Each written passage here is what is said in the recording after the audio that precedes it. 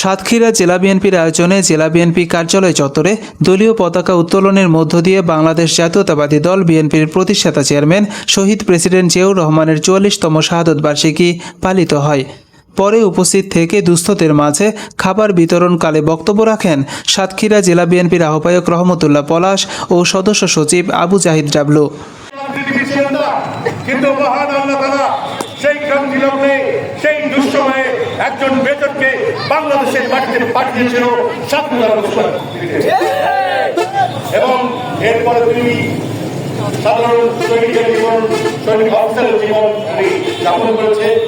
৭৫-এর পর পরিবর্তনের পরে আপনি জানেন শেখ হাসিনার স্বৈরাচার সরকারের কথা এই প্রজন্ম জানে, কিন্তু এই প্রজন্ম জানে না ১৯৭৫-এর আগে ওনার পিতা শেখ মুজিবুর রহমান গণতন্ত্রকে হত্যা করেছিল, একটি দল গঠন করেছিল বাদশাহ, আর কোনো দল ছিল না।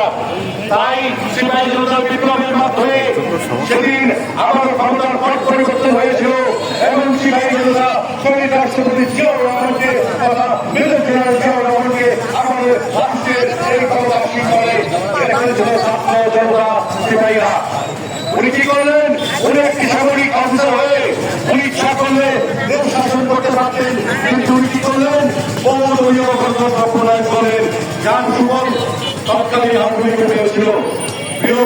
প্রিয় ভাই বন্ধুগণ, একটি কথা মনে রাখবেন, আমরা যে দলটি আছি এই দলটি যিনি প্রতিষ্ঠা করেছিলেন ওনার এখনো পর্যন্ত বাংলাদেশের ৫৪ বছরের ইতিহাসে আপনারা কি বলতে পারবেন ওনার থেকে কোনো সব নেতৃত্ব এসেছিল? বলতে পারবেন ওনার থেকে কোনো যোগ্য নেতৃত্ব এসেছিল? এবং আপনারা কি বলতে পারবেন উনি বাংলাদেশের ভবিষ্যৎকে অনেক দূরদৃষ্টি সম্পন্ন ভাবে দেখেছিলেন? আজকের যে গার্মেন্ট, আজকের যে ম্যান পাওয়ার, আজকের যে কালকাটা, এটা উনি উদ্বোধন করেছিলেন এবং তার ফলে আজকের বাংলাদেশের অর্থনীতি এখনো পর্যন্ত টিকে আছে।